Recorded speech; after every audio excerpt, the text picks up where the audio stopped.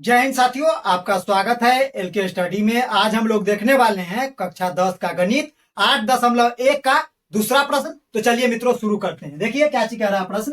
कक्षा 10 गणित त्रिकोणमिति 8.1 डे 5 है। प्रश्न नंबर 2 है कि आकृति 8.13 में, ये वाला है 8.13 में tan p माइनस में cot r का मान ज्ञात कीजिए। तो मित्रों देख लीजिए यहाँ पे क्या चीज है। देखिए यहाँ पर कोण Q जो है समकोण है, यानी जिसका एक कोण 90 डिग्री होता है तो उसको हम क्या बोलते हैं, समकोण त्रिभुज। समझ गए बात।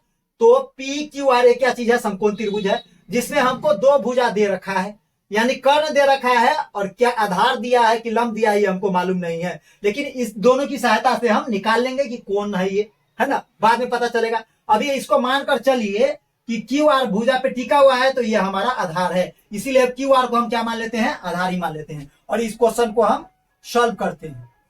क्या करते हैं, इसको हम सॉल्व करते हैं मित्र। देखिए तो हम लिखते हैं समकोण त्रिभुज, समकोण त्रिभुज PQR में, कौन सा त्रिभुज ले रहे हैं, PQR में। तो आधार मानते हैं उसको हम, QR को क्या मान लेते हैं, आधार। तो आधार बराबर में सूत्र होता है पाइथागोरस प्रमेय, आपको मालूम है जब समकोण त्रिभुज होता है तो उसपे क्या लागू होता है, पाइथागोरस प्रमेय। तो आधार बराबर में कर्ण का स्क्वायर माइनस में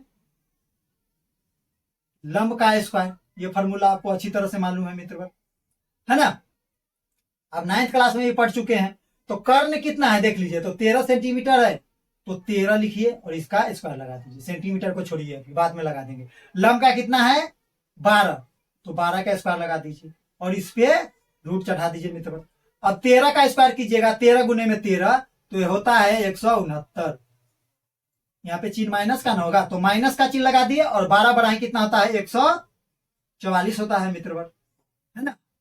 अब देखिए 169 में से 144 घटाइएगा तो 25 होता है, और इस पे रूट लगा दीजिए। आपको अच्छी तरह से मालूम है कि 25 का वर्गमूल कितना होता है 5, क्योंकि 25 है, 25 का अभाज्य गुणनखंड क्या होगा 5 गुने में 5, और वर्गमूल में 2 के बदले में 1 निकलता है तो 1 5 बाहर निकल आया। तो ये आधार हमारा क्या आ गया, आधार क्या आ गया 5। तो हम लिख सकते हैं हम यहाँ पर अब 5 सेंटीमीटर। अब हम देखेंगे क्वेश्चन की ओर। tan p माइनस में cot r, क्या कर रहा है, tan p माइनस में cot r। तो अब देखिए साथी, सबसे पहले आप tan p निकाल लीजिए। चूंकि यहां पर लिख दीजिए चूंकि या सीधा लिखिए ऐसे, tan p बराबर में, अब tan p का मालूम है आपको साथियों फॉर्मूला। tan का फॉर्मूला क्या होता है, लाल कक्का आपको लिखवा चुके हैं हम, लाल कक्का। अब देखिए tan का कौन होता है, लंब बटा में आधार। लंब को इंग्लिश में हम क्या बोलते हैं मित्र, तो p बोलते हैं। क्या बोलते हैं, p। आधार को क्या बोलते हैं, बेस बोलते हैं। अब थोड़ा दिमाग लगाइए मित्र, क्या कर रहा है कि tan p कर रहा है, तो p कह रहा है तो p इसका कोण हो जाएगा, इसके लिए कोण ये हो जाएगा, और इसके सामने वाला जो है ना वो क्या बन जाएगा, हमारा लंब। तो थोड़ी देर के लिए हम मान लेते हैं कि यह लंब है, इसके लिए तो होगा ही, है ना। और ये क्या हो जाएगा, आधार हो जाएगा, है ना। PQ आधार हो जाएगा tan p के लिए, और QR लंब हो जाएगा। समझ गए बात।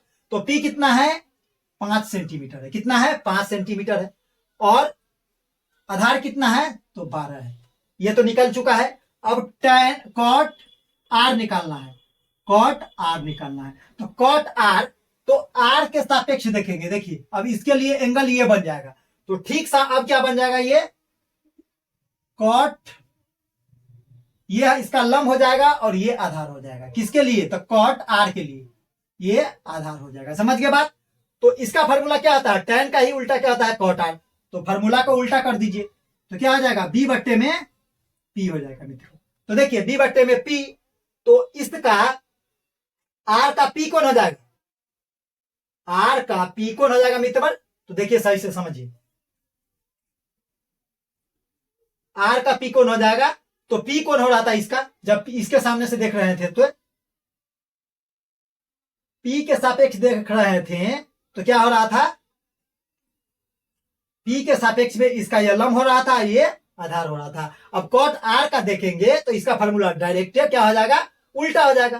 क्या हो जाएगा, उल्टा हो जाएगा, तो कॉट आर हो जाएगा। तो देखिए अब क्या चीज हो जाता है, तो बी कितना है इसका, जब इसके सापेक्ष देखेंगे तो बी कितना आ जाएगा, 5। सिंपल बात है, कितना आ जाएगा, जब इसके सापेक्ष देखिएगा तो पी तो इसका क्या हो गया, लंब हो गया, तो ये और आधार हो गया ये, तो 5 बटा में कितना, 12।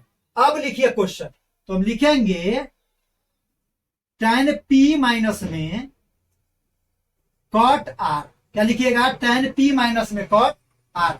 tan p का मान कितना है मित्रों, तो 5 बटा में 12, चिन्ह माइनस का तो माइनस, कॉट आर का मान कितना है, तो 5 बटा में 12। अब देखिए साथियों, ये दोनों कट के क्या दे देगा, 0, तो ये दोनों का आंसर क्या आ गया, 0 आ गया। कोई भी कठिनाइयां है मित्रों, कोई भी कठिनाइयां नहीं होनी चाहिए। तो साथियों अब हम मिलेंगे आपसे अगले क्लास में, जब तक के लिए धन्यवाद, आपका दिन शुभ हो।